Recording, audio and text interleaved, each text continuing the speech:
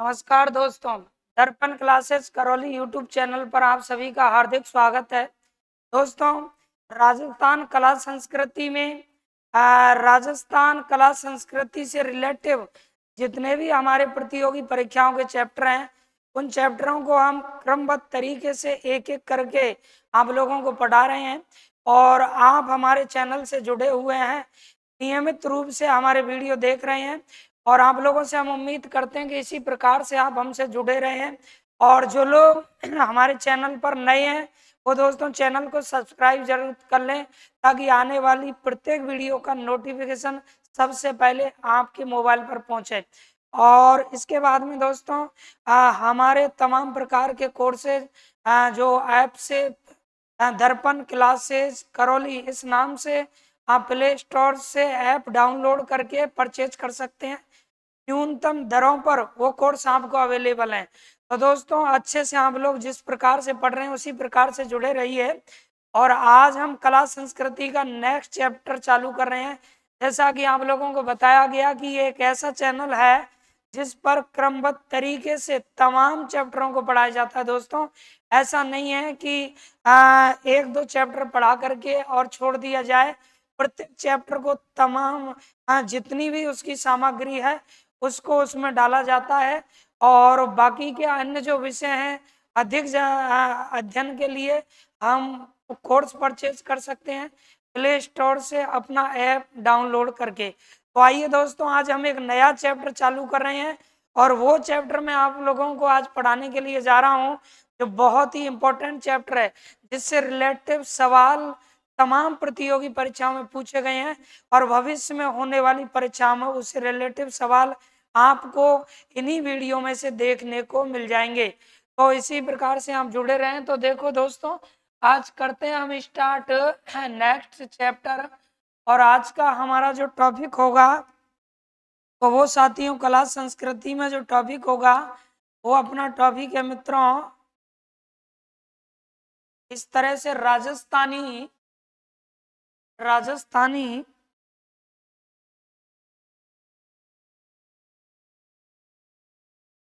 राजस्थानी भाषा राजस्थानी भाषा एवं बोलियां। आज ये टॉपिक हम पढ़ने के लिए जा रहे हैं दोस्तों, राजस्थानी भाषा एवं क्या बोलियां।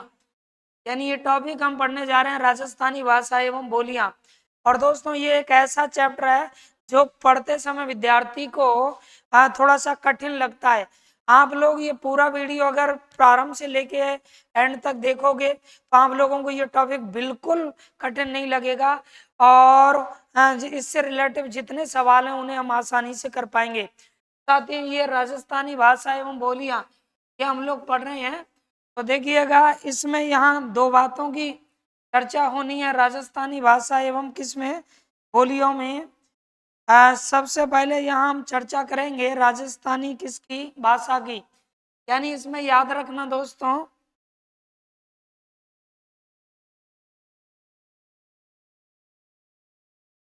राजस्थानी जो भाषा है उसके विषय में हम चर्चा करेंगे और फिर उसके बाद बोलियों के रेफरेंस में चर्चा करेंगे। तो आइए दोस्तों, हम जानते हैं राजस्थान की भाषा जो है उसकी संवैधानिक स्थिति क्या है और संवैधानिक स्थिति कुछ है भी या नहीं भी है। तो हम सबसे पहले जितनी भी हमारी बोली भाषाएं हैं उनकी संवैधानिक स्थिति जानते हैं। तो संवैधानिक स्थिति में देखेंगे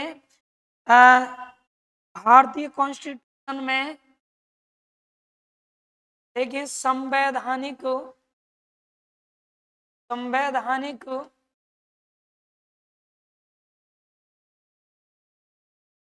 स्थिति यानी भारतीय कॉन्स्टिट्यूशन में बोली और भाषाओं की क्या स्थिति है दोस्तों।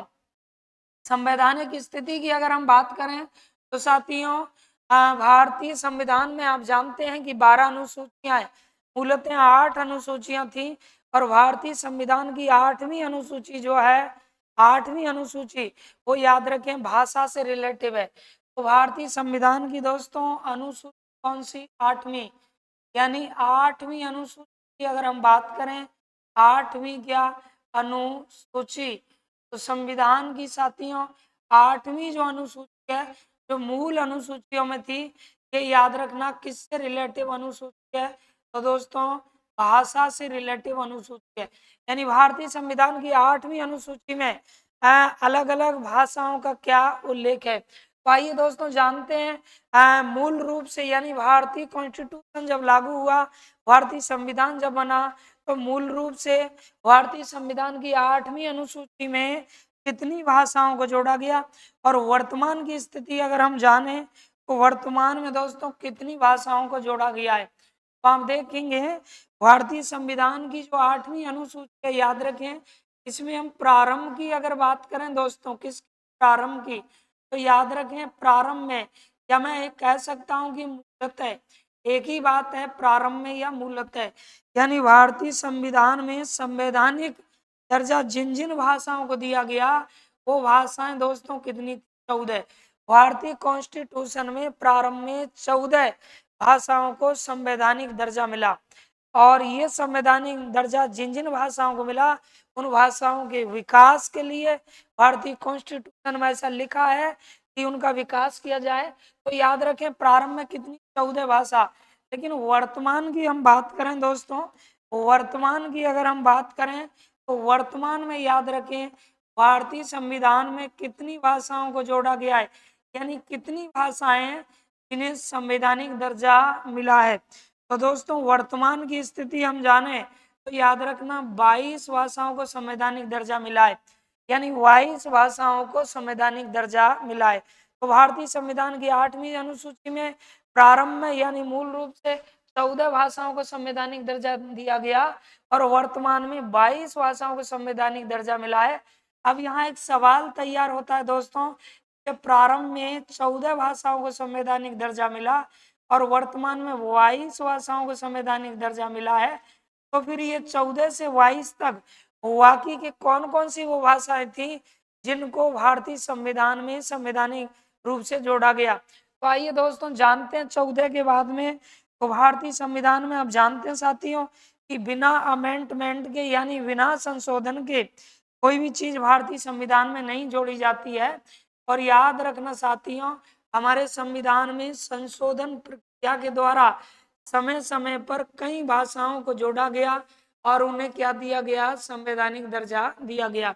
तो सबसे पहले दोस्तों जानते हैं नंबर 1, यानी यहाँ मैं सबसे पहली बात आपको कर रहा हूँ, जो भारतीय संविधान में 14 भाषाओं के बाद 15वीं भाषा संवैधानिक भाषा बनी। तो साथियों 15वीं भाषा की अगर हम बात करें, तो वो भाषा थी कौन सी, सिंधी। दोस्तों सिंधी 15वीं भाषा है जिसे संवैधानिक भाषा का क्या मिला, दर्जा। अब सवाल बनता है कि सिंधी को 15वीं संवैधानिक भाषा का जो दर्जा मिला, वो किस संशोधन के द्वारा मिला, और वो संशोधन कब किया गया। तो साथियों ये संशोधन याद रखिएगा, ये संशोधन 21वां संविधान संशोधन था। दोस्तों कौन सा, 21वां संशोधन था, यानी भारतीय कॉन्स्टिट्यूशन में ये 21वां अमेंडमेंट था, इसके द्वारा 1900 कितने में साथियों, 67 ईस्वी में, यानी सिंधी को 15वीं भाषा के रूप में संवैधानिक दर्जा मिला। तो दोस्तों 15वीं संवैधानिक भाषा बनी थी कौन, सिंधी, और इसे 1967 में 21वां संविधान संशोधन करके जोड़ा गया। आइए इसके बाद में देखते हैं दोस्तों अगली और कौन कौन सी भाषा जो संवैधानिक तौर पर जोड़ी गई। तो 15वें भाषा के बाद में हम बात करते हैं 16वीं, 17वीं और 18वीं, यानी 16वीं भाषा की हम लोग बात करें। उसके बाद में दोस्तों 17वीं भाषा की बात की जाए, उसके बाद में याद रखना 18वीं भाषा की बात की जाए। तो ये 3 भाषाएं एक साथ संविधान में जोड़ी गई थी, और जो 3 भाषाएं एक साथ जोड़ी गई थी, तो ये आपको क्रम से जरूर याद रखनी है दोस्तों। तो इसके लिए हम कैसे याद रखेंगे, या तो आप नेम को इस नाम से ट्रिक याद रखें, नेम को, या नमक याद रख सकते हैं, यानी नमक जोड़ा गया, नेम को जोड़ा गया। तो यहाँ आप इस तरह नेम को, यानी किसी के नाम को जोड़ दिया गया, ऐसे कह सकते हैं। तो इसका मतलब क्या हुआ, ने से दोस्तों नेपाली भाषा अपनी बन गई, कौन सी, नेपाली, यानी 16वीं भाषा के रूप में, 16वीं संवैधानिक भाषा के रूप में नेपाली को दर्जा मिला। 17वीं संवैधानिक भाषा के रूप में दोस्तों मणिपुरी को दर्जा मिला। किसको? मणिपुरी। और आइए आगे जानते हैं। के बाद में नेक्स्ट 18वीं भाषा के रूप में साथियों कोंकणी को संवैधानिक दर्जा मिला। किसको? कोंकणी। ये हो गई कोंकणी। तो याद रखिएगा ये 3 भाषाएं एक साथ जोड़ी गई। अब सवाल बनता है कि ये 16वीं, 17वीं और 18वीं यानी इन भाषाओं को जो संवैधानिक दर्जा दिया गया साथियों, ये याद रखें किस संशोधन के द्वारा दिया गया। तो ये भारतीय संविधान में ये जो संविधान संशोधन किया गया वो 71वां संशोधन था दोस्तों। कौन सा? 71वां संविधान संशोधन था। और ये संविधान संशोधन 1900 कितने में दोस्तों? तो 92 ईस्वी में किया गया। 1900 कितने में? 92 ईस्वी में ये संविधान संशोधन किया गया और इन भाषाओं को संवैधानिक दर्जा मिला। तो देखिएगा हम पढ़ रहे हैं राजस्थानी भाषा एवं बोलियां और इन भाषा और बोलियों की कुछ संवैधानिक स्थिति जानते हैं। तो दोस्तों भारतीय संविधान की मूलतः 8 अनुसूचियां थी। वर्तमान में इनकी संख्या कितनी है?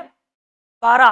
तो 8वीं अनुसूची भाषाओं से रिलेटिव है और 8वीं अनुसूची में मूल रूप से 14 भाषाओं को जोड़ा गया, यानी 14 भाषाओं को दोस्तों संवैधानिक दर्जा दिया गया था।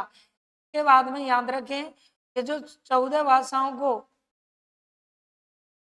संवैधानिक जो दर्जा दिया गया तो उसके बाद में 14 भाषा याद रखें ना।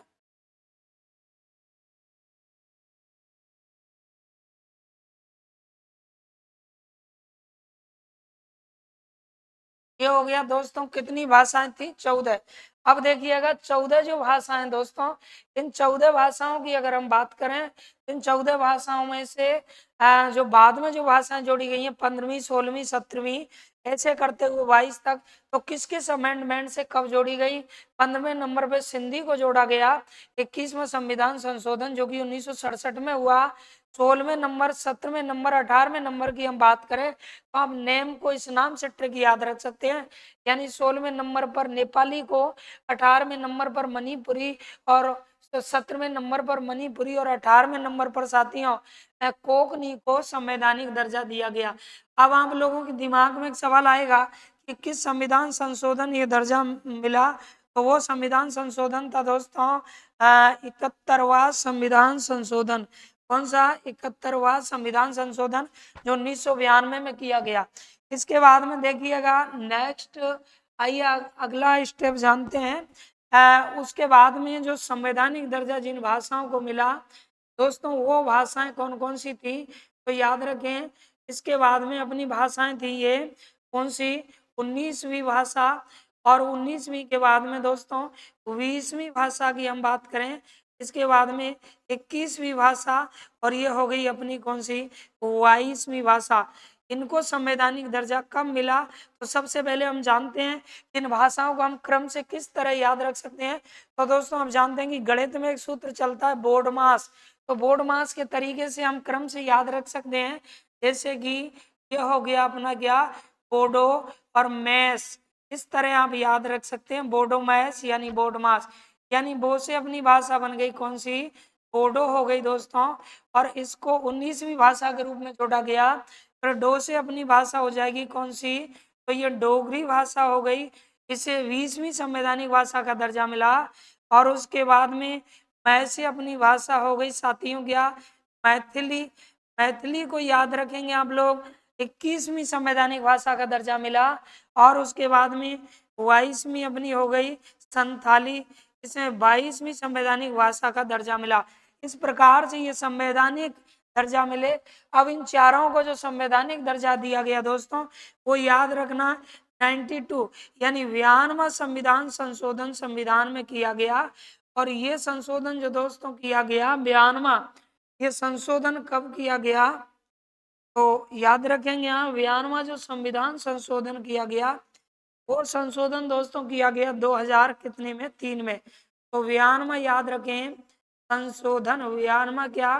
संशोधन कब किया गया सर? 2003 में। तो इस प्रकार से ये मैंने कुछ संवैधानिक लोकेशन आप लोगों को बताई है।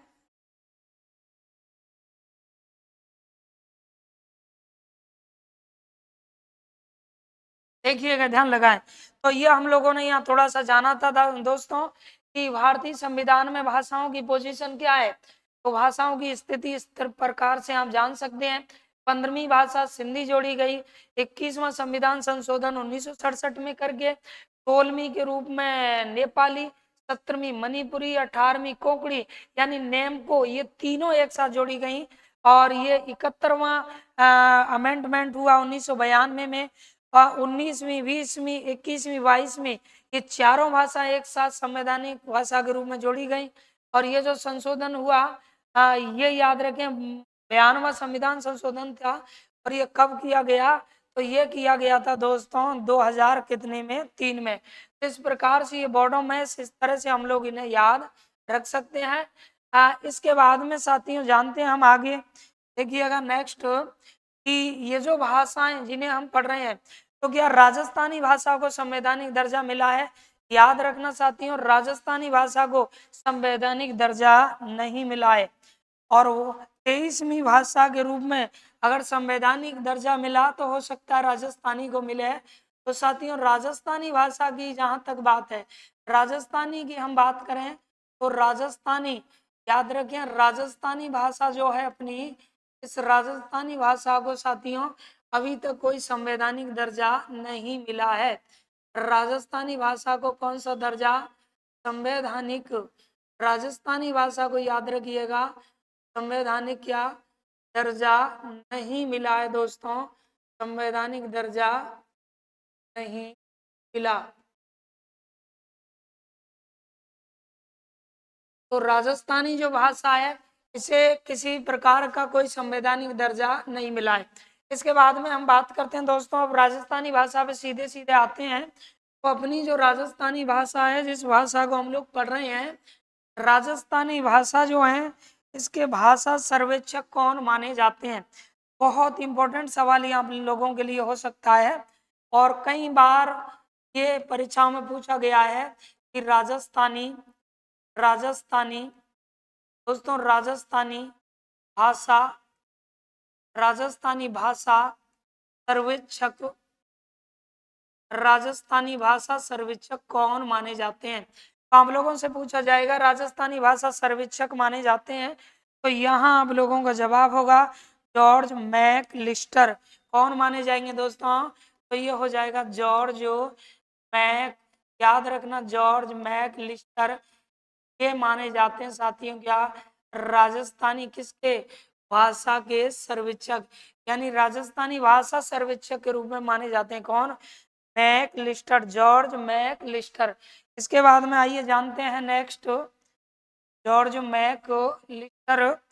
नेक्स्ट देखिएगा दोस्तों, राजस्थानी जो भाषा है अपनी, ये राजस्थानी भाषा जो है, इस राजस्थानी भाषा के विषय में हम जानते हैं कि राजस्थानी जो भाषा है उसकी उत्पत्ति किस भाषा से हुई है और किस प्रकार से इसकी उत्पत्ति है। वायु उत्पत्ति को लेकर के हम जानते हैं जो भाषा की उत्पत्ति है वो किस प्रकार से दोस्तों उत्पत्ति हुई है। तो देखते हैं राजस्थानी भाषा की उत्पत्ति के विषय में। तो राजस्थानी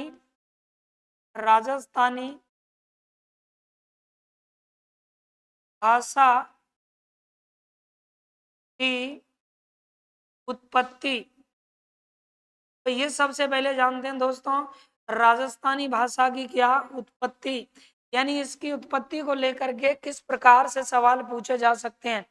तो राजस्थानी भाषा की उत्पत्ति में देखिए हमें जानना होगा कि हमारे देश की जितनी तमाम भाषाएं, सबसे पहले हमारा जो परिवार था वो एक भारोपीय परिवार था, यानी याद रखना भारतीय यूरोपियन आरोपीय परिवार था।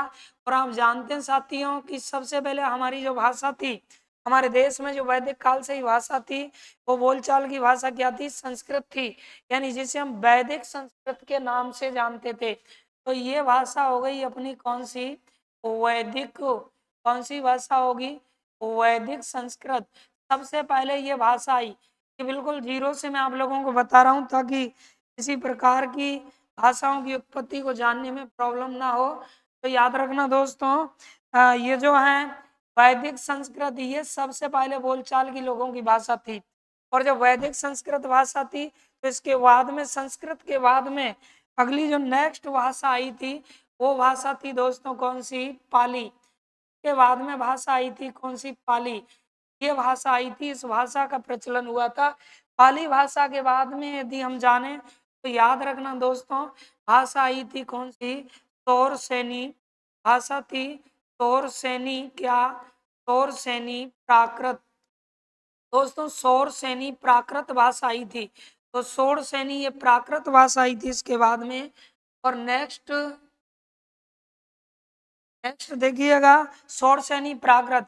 अब ये जो सौरसेनी प्राकृत थी, इसके बाद में सौरसेनी प्राकृत से दो भाषाओं की दोस्तों क्या होती है? उत्पत्ति होती है। यानी इससे कितनी भाषाओं की? तो दो भाषाओं की क्या होती है साथियों? उत्पत्ति होती है। प्राकृत से अपभ्रंश के रूप में उत्पत्ति हुई और अपभ्रंश के रूप में दो भाषाओं की उत्पत्ति हुई। तो एक तो थी दोस्तों कौन सी? गुर्जरी अपभ्रंश। एक तो थी कौन सी?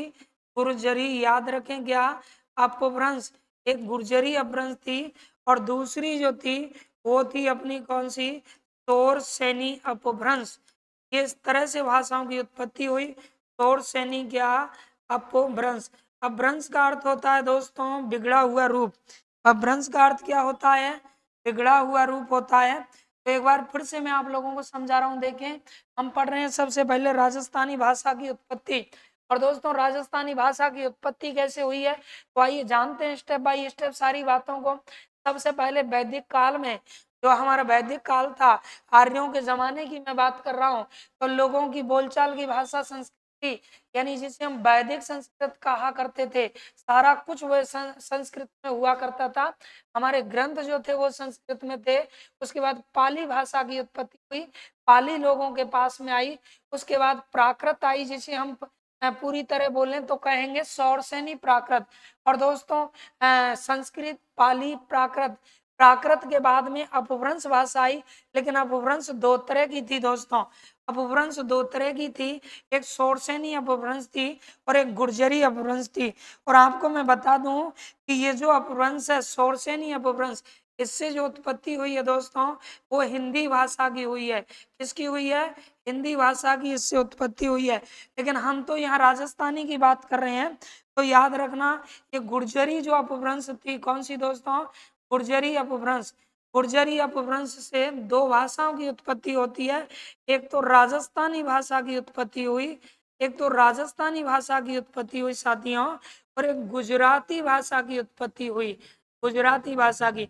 अब आप आराम से यहाँ समझ सकते हैं कि जिस भाषा के रेफरेंस में मैं बात कर रहा था, राजस्थानी भाषा की उत्पत्ति किससे हुई है, तो आप आराम से बता सकते हैं गुर्जरी किससे हुई है दोस्तों? गुर्जरी अपभ्रंश से उत्पत्ति हुई है। किसकी? राजस्थानी की। और जबकि हिंदी भाषा जो है इसकी उत्पत्ति हुई है किससे? सौरसेनी अपभ्रंश से। आइए इसके बाद में आगे बढ़ते हैं। अब ये भाषाएं इनसे उत्पत्ति हुई है, लेकिन याद रखें दोस्तों विभिन्न भाषाविदों ने यानी अपने अलग अलग विचार दिए। राजस्थानी भाषा की उत्पत्ति सामान्य रूप से इसी प्रकार जानी जाती है, और पेपर में अगर पूछा जाता है तो हम लोगों का जवाब होगा गुर्जरी अपभ्रंश से। राजस्थानी भाषा की उत्पत्ति हुई है किससे? तो जवाब क्या हो जाएगा? गुर्जरी अपभ्रंश से। लेकिन अलग अलग लोगों ने इसमें अपने अलग अलग क्या दिए हैं? मत दिए हैं। यानी अलग अलग लोगों ने इसमें अपने अलग अलग क्या दिए साथियों? मत दिए। तो याद रखना अलग अलग मतों के अनुसार तो लोगों के राजस्थानी भाषा को लेके क्या क्या मत हैं, तो आइए उन मतों को जानते हैं। राजस्थानी राजस्थानी भाषा राजस्थानी भाषा की उत्पत्ति राजस्थानी भाषा की उत्पत्ति को लेकर मत। तो दोस्तों याद रखना राजस्थानी भाषा की उत्पत्ति को लेकर के अलग अलग विचारकों ने अलग अलग अपने क्या दिए हैं? मत दिए हैं। आइए जानते हैं किसके अकॉर्डिंग क्या मत है, किसने राजस्थानी भाषा की उत्पत्ति किस प्रकार से जानी है। तो जानते हो उन सभी बातों को। तो देखिए सबसे पहले यहाँ के कई भागों में हम कर लेते हैं दोस्तों क्या डिवाइड। इसने राजस्थानी भाषा की उत्पत्ति के बारे में जो कहा उसको उसी प्रकार से जानते हैं। तो ये हो गया अपना, और इसमें यहाँ ये नंबर 1 डिवाइडेशन अपना हुआ साथियों, नंबर 1। यहाँ ये दूसरा डिवाइडेशन हमने किया, उसके बाद में ये तीसरा डिवाइडेशन हो गया, और आइए ये चौथा डिवाइडेशन दोस्तों हो गया। यानी राजस्थानी भाषा की उत्पत्ति को लेकर के अलग अलग लोगों के क्या थे, विचार थे। तो आइए जानते हैं अलग अलग लोगों के क्या क्या इसकी उत्पत्ति को लेकर के विचार थे। तो सबसे पहले सौराष्ट्री से, इन्हीं ने इसकी उत्पत्ति बताई है। किससे? सौराष्ट्री। दोस्तों सौराष्ट्र याद रखना गुजरात का एक क्षेत्र है। सौराष्ट्र है ना, जहाँ की गिर वगैरह गाय की नस्ल होती है। तो सौराष्ट्री से, जो कि गुजराती भाषा गुजरात की भाषा थी, किसी ने कहा है कि भाई राजस्थानी भाषा की उत्पत्ति तो सौराष्ट्री से हुई है। तो ये किसका मत है याद रखना, ये मत है सुनीति। इसका मत है दोस्तों सुनीति नाथ, सुनीति नाथ क्या चटर्जी। तो याद रख लेना साथियों, सुनीति नाथ चटर्जी इन्होंने राजस्थानी भाषा की जो उत्पत्ति बताई है वो किससे बताई है, सौराष्ट्री से बताई है। आप लोगों से सवाल पूछ लेगा परीक्षा में कि राजस्थानी भाषा की उत्पत्ति सौराष्ट्री से हुई है, इस मत को देने वाले कौन थे, तो सुनीति नाथ चटर्जी। आइए इसके बाद में जानते हैं दोस्तों नेक्स्ट, राजस्थानी भाषा की उत्पत्ति तौरसेनी किससे, तौरसेनी और किससे हुई है, अपभ्रंश से हुई है। अब मैंने अभी आप लोगों को बताया दोस्तों, तौरसेनी जो अपभ्रंश है, तौरसेनी जो क्या है, अपभ्रंश है, वो सौरसेनी याद रखना। अपभ्रंश से तो अभी मैंने बताई थी हिंदी की उत्पत्ति हुई है, लेकिन ऐसे भी विद्वान थे साथियों जिन्होंने कहा कि ना, राजस्थानी भाषा की उत्पत्ति हुई थी इससे। तो आइए जानते हैं कौन ऐसे विद्वान थे। तो इटली के विद्वान थे दोस्तों, जिनका नाम था क्या, एल पी क्या, टेसी टोरी, एल पी टेसी टोरी। इन्होंने याद रखिया, यहाँ याद रखना राजस्थानी भाषा की उत्पत्ति किससे बताई, तौरसेनी अपभ्रंश से बताई। जबकि आप यहाँ देख रहे होंगे तौरसेनी अपभ्रंश से उत्पत्ति हिंदी की हुई है साथियों, राजस्थानी भाषा की नहीं हुई है। राजस्थानी भाषा की उत्पत्ति तो गुर्जरी अपभ्रंश से हुई है। लेकिन इनका मानना था, और इनके अकॉर्डिंग अगर पूछा जाए तो आपको इसी प्रकार से बताना है। प्रश्न पूछा जाएगा एल.पी. टेसीटोरी के अनुसार राजस्थानी भाषा की उत्पत्ति किससे हुई है, तो आप लोगों को जवाब देना होगा दोस्तों किससे हुई है, सौरसेनी अपभ्रंश से हुई है। आइए आगे जानते हैं नेक्स्ट मत के अकॉर्डिंग। अगला मत देखिएगा, तो राजस्थानी भाषा की जो उत्पत्ति है वो उत्पत्ति के विषय में नागर, इससे दोस्तों नागर अपभ्रंश से भी किसी ने मानी है, अपभ्रंश से। आप जानते हैं कि भाई राजस्थानी भाषा की उत्पत्ति नागर अपभ्रंश से इन्होंने जानी है। तो वो थे साथियों कौन, अब्राहम जॉर्ज कौन थे, जॉर्ज अब्राहम ग्रियर्सन। याद रखें जॉर्ज अब्राहम क्या, ग्रियर्सन। इन्होंने राजस्थानी भाषा की जो उत्पत्ति बताई है वो नागर अपभ्रंश से बताई है। इस प्रकार के सवाल देखो आप पूरी तरह डिटेल में पढ़ रहे हैं दोस्तों, ताकि एक भी प्रश्न परीक्षा में इधर से उधर ना जाए। आप किसी भी स्तर की परीक्षा की तैयारी क्यों ना कर रहे हो, क्योंकि इस तरह के आजकल सवाल परीक्षा में आने लगे हैं, वो मिलान करने के लिए दे देता है, या फिर किसी एक कोटेशन को उठा करके आप लोगों से पूछ सकता है। नेक्स्ट इसके बाद में जानते हैं, नेक्स्ट देखेंगे, अगला देखेंगे दोस्तों, राजस्थानी भाषा की उत्पत्ति जो रियल में आप पढ़ रहे थे किससे, गुर्जरी से पढ़ रहे थे। तो गुर्जरी अपभ्रंश से किसने मानी है, गुर्जरी किससे दोस्तों, अपभ्रंश से। अब राजस्थानी भाषा की उत्पत्ति गुर्जरी अपभ्रंश से मानने वाले कौन कौन है, तो दोस्तों राजस्थानी भाषा की उत्पत्ति गुर्जरी अपभ्रंश से मानने वाले एक तो थे के.एम. मुंशी, यानी कन्हैयालाल मानिकलाल मुंशी, जो भारतीय संविधान सभा में भी थे, इन्होंने ये मानी है। उसके बाद में नेक्स्ट जो है मोतीलाल, याद रखना दोस्तों कौन, मोतीलाल। दोनों ने राजस्थानी भाषा की जो उत्पत्ति मानी है वो गुर्जरी अपभ्रंश से मानी है। और यहाँ मैं आप लोगों को बता दूं कि यही सर्वश्रेष्ठ मत माना गया है। यही कैसा मत माना गया है, तो सर्वश्रेष्ठ क्या मत माना गया है, ये सवाल भी आपसे पूछा जा सकता है। प्रश्न पूछा जाएगा राजस्थानी भाषा की उत्पत्ति के विषय में सर्वश्रेष्ठ मत किनका माना गया है, तो दोस्तों मोतीलाल और के.एम. मुंशी यानी कन्हैया लाल मानिकलाल मुंशी, इनका मत राजस्थानी भाषा की उत्पत्ति के रेफरेंस में श्रेष्ठ माना गया है।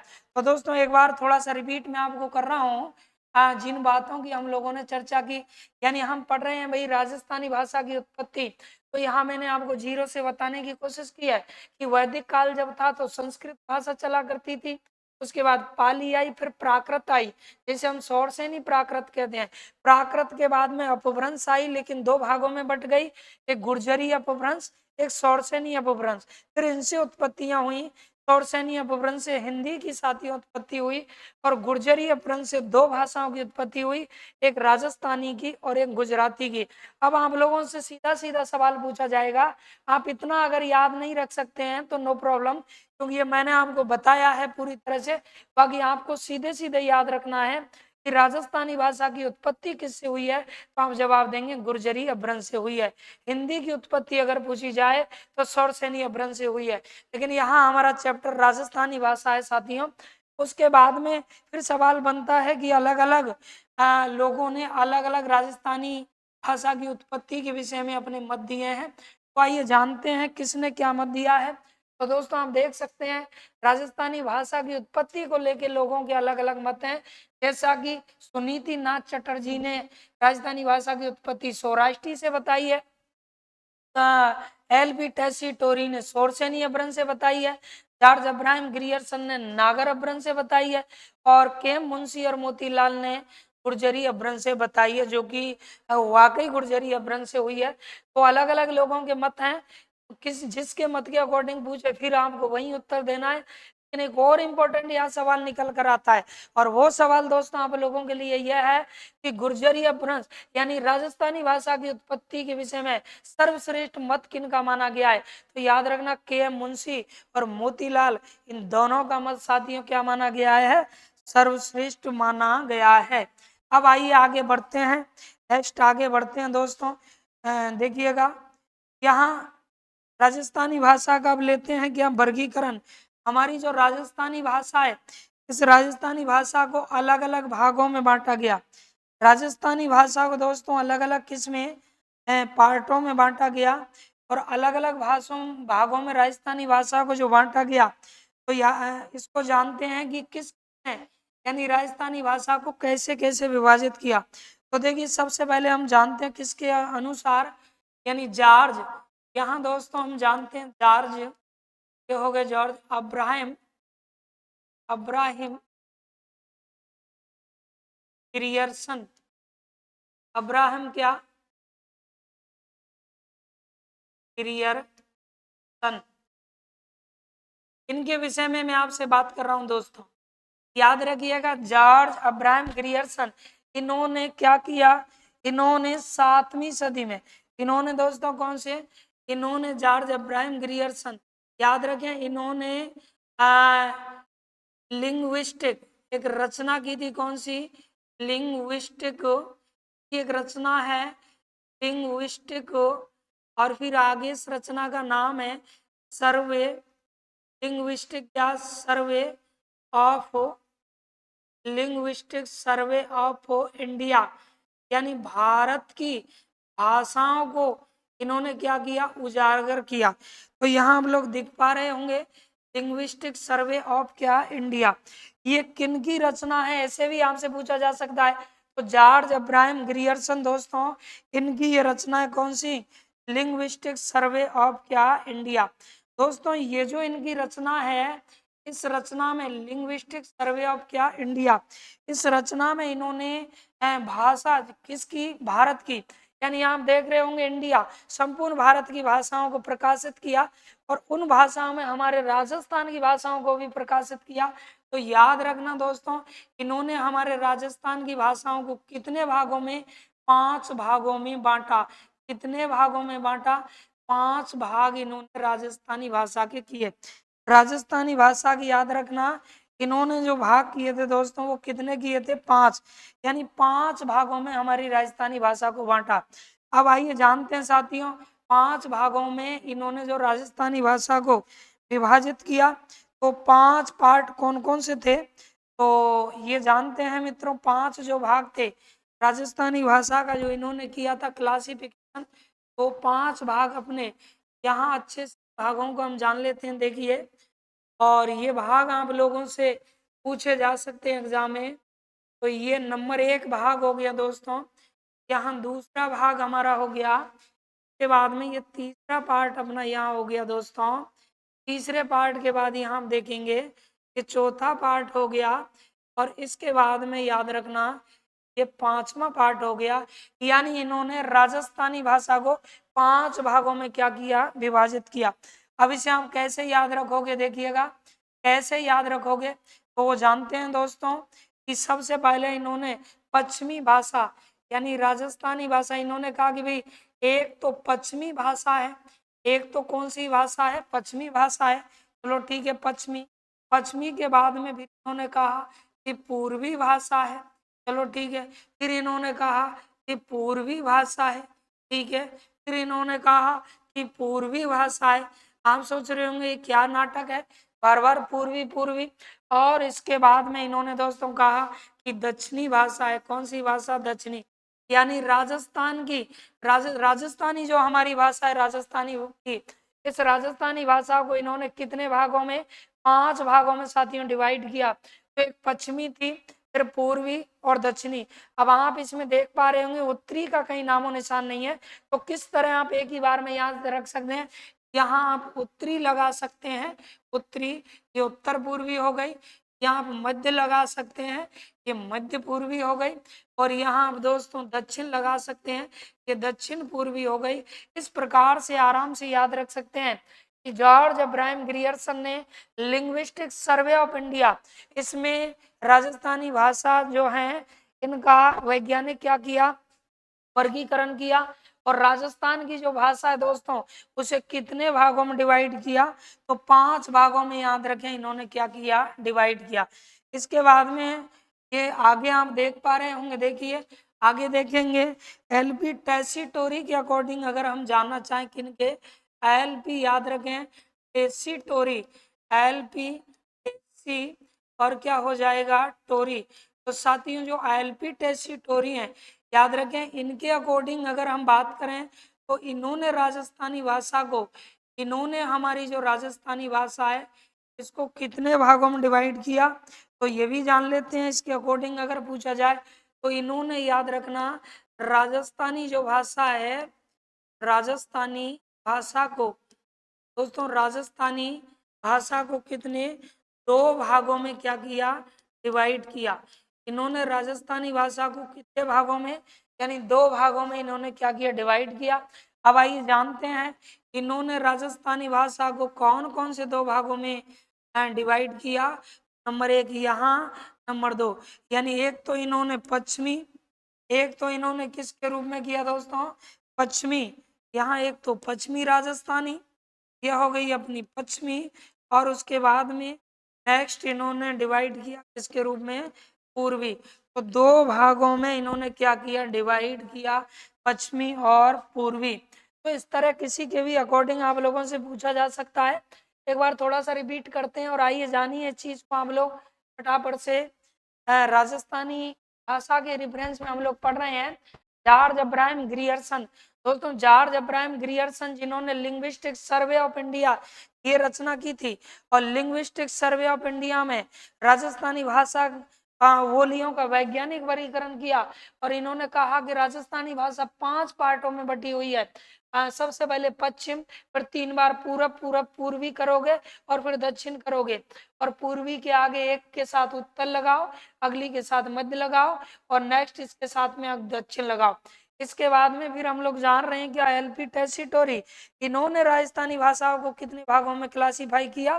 तो दोस्तों इन्होंने याद रखें 2 भागों में क्लासीफाई किया, एक पश्चिमी हो जाएगा और दूसरा क्या हो जाएगा? पूर्वी हो जाएगा। तो इस तरह से ये चीज हम लोगों को जाननी है।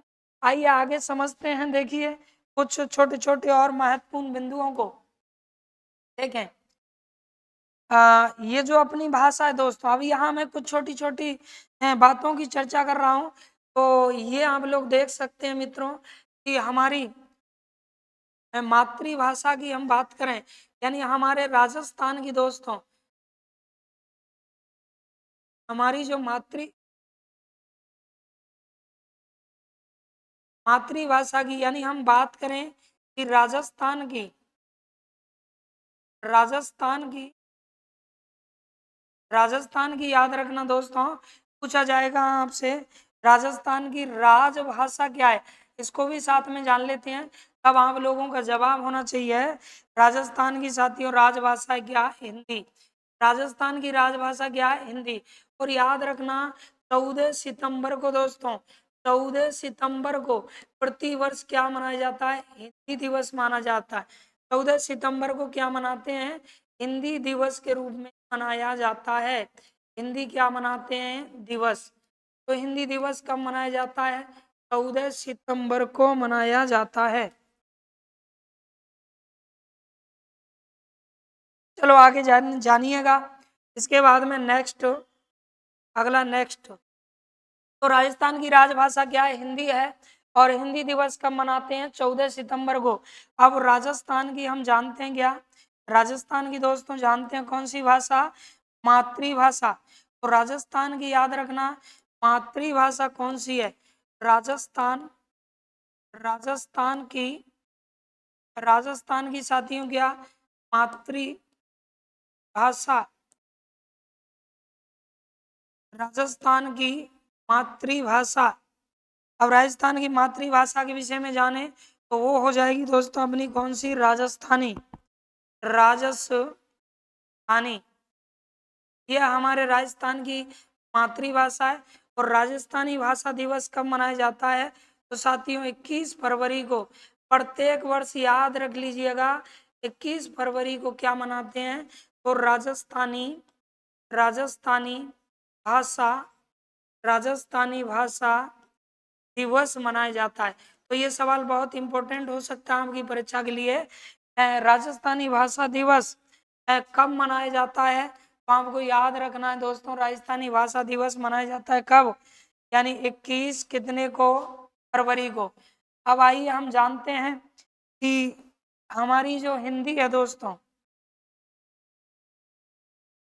ये जो है अपनी जो हिंदी भाषा है, तो याद रखना हिंदी हिंदी की की लिपि क्या है दोस्तों? तो लिपि की अगर हम बात करें, यानी हिंदी भाषा की लिपि, तो लिपि हो जाएगी साथियों क्या? देवनागरी। लिपि क्या होगी? देवनागरी। दोस्तों देवनागरी, इसी को हम लोग कह सकते हैं क्या? देवनागरी को बनिया बनियापट्टी, यानी इस नाम से भी हम इसे जान सकते हैं। और इस देवनागरी जो लिपि है, याद रखना इस देवनागरी लिपि में जो अक्षरों की बनावट होती है दोस्तों, इसकी बनावट, अक्षरों की बनावट, अक्षर इनकी जो बनावट होती है साथियों, यानी हम हमारी जो हिंदी वर्णमाला पढ़ते हैं तो अक्षरों की जो बनावट करते हैं मोड़ मोड़ के लिखते हैं, इसीलिए इसे मुडिया के नाम से भी जानते हैं। याद रखना इस नाम से साथियों मुडिया, तो मुडिया के नाम से भी इसे जाना जाता है, क्योंकि हम अक्षरों को मोड़ मोड़ के घुमा घुमा करके बनाते हैं। तो इस वजह से इसे किस नाम से भी जानते हैं? मुडिया के नाम से भी दोस्तों क्या जाना जाता है। आइए इसके बाद में नेक्स्ट जानते हैं कि अपनी जो दोस्तों भाषाएं हैं, ये भाषाओं का जो आकलन किया गया, यानी कौन सा वो सन था, कौन सी वो जनगणना थी जब राजस्थान में कितनी बोलियां बोली जाती हैं, तो उनका ये निश्चित फिक्सेशन किया गया और उसके बाद नहीं हुआ है। तो याद रखना यहाँ बहुत इंपॉर्टेंट बात यह है 1900 दोस्तों 61 1961 की क्या जनगणना, यानी 1961 की जनगणना जब हुई थी दोस्तों, तब याद रखना राजस्थान में भाषा और बोलियों का एक निर्धारण किया गया और उसी के अकॉर्डिंग आज तक ये आधार चल रहा है। राजस्थान में 73 बोलियां बोली जाती हैं। कितनी बोलियां दोस्तों? 73 बोलियां, यानी राजस्थान में क्या बोली जाती हैं। 1961 की किसके अकॉर्डिंग मैं बात कर रहा हूँ, जनगणना के अनुसार राजस्थान में 73 बोलियां क्या बोली जाती हैं। राजस्थान में कितनी बोलियां? 73। तो दोस्तों इस तरह से ये सामान्य चर्चाएं मैंने आप लोगों से की हैं। इसके बाद में फिर हम राजस्थान में कौन सी बोली किस तरह बोली जाती है, ये भाषाओं को लेकर हमने चर्चा की। अब राजस्थान की बोलियों को लेकर के सेकंड पार्ट में हम चर्चा करेंगे, राजस्थान के किस क्षेत्र की बोली क्या है और उनकी उपबोलियां कौन कौन सी हैं। एक एक को हम ट्रिक के साथ में अच्छे तरीके से पढ़ेंगे। तो एक बार मैं थोड़ा सा पूरा का पूरा रिपीट आप लोगों को कर देता हूं दोस्तों। देखिए ये चीज हम लोगों ने यहाँ पढ़ी है कि राजस्थानी जो भाषा है उसकी उत्पत्ति किस तरह से हुई थी, और राजस्थानी भाषा की उत्पत्ति को लेके फिर किस किस ने अपने क्या क्या मत दिए थे। उसके बाद में जॉर्ज अब्राहम ग्रियर्सन जो हैं उन्होंने राजस्थानी भाषा को कौन कौन से पार्टों में डिवाइड किया। एलबी टेसीटोरी की हम बात करें तो इन्होंने कौन कौन से अलग अलग पार्ट बताए थे। तो इस तरह से ये तमाम चीजें आज आप लोगों ने इस वीडियो में जानी है। और आप लोगों को अगर ये अच्छा लगता है तो आप लोग नोट करते चलिएगा और इतना कम से कम कीजिएगा दोस्तों, क्योंकि आपका अपना चैनल है। ज़्यादा से ज़्यादा आपके भाइयों को ये मैसेज पहुंचे कि यहाँ इस चैनल पर बहुत अच्छे से पढ़ाया जाता है, तो शेयर ज़रूर कीजिएगा ताकि आप लोगों का ये चैनल आगे बढ़ सके। और दर्पण क्लासेस करौली यूट्यूब चैनल जो करौली से आप लोगों को ये सेवाएं दे रहा है उसे भी लोग जाने कि वाकई यहाँ करौली से भी इस तरह इस कोचिंग से सभी विषयों के जो वीडियो डाले जाते हैं। तो दोस्तों मिलते हैं नेक्स्ट वीडियो में, तब तक के लिए नमस्कार, जय हिंद, जय भारत साथियों।